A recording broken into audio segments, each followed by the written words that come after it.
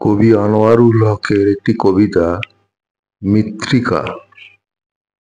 আমার মনের গহীন যত আলো, সে তো তুমি অনিচ্ছাতেই জ্বালো।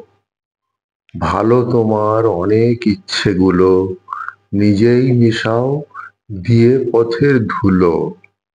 কিন্তু যখন শোনাও নদীর কথা, যথা তথা ছড়াও যখন তোমার উচ্ছলতা, তখন কিন্তু শামুক খোঁজার ছলে হৃদয়ে আমার অনেক কথা বলে।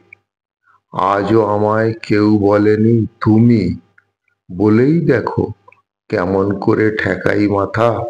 সবুজ শ্যামল ফুলের ফসল, সাধের মাতৃভূমি।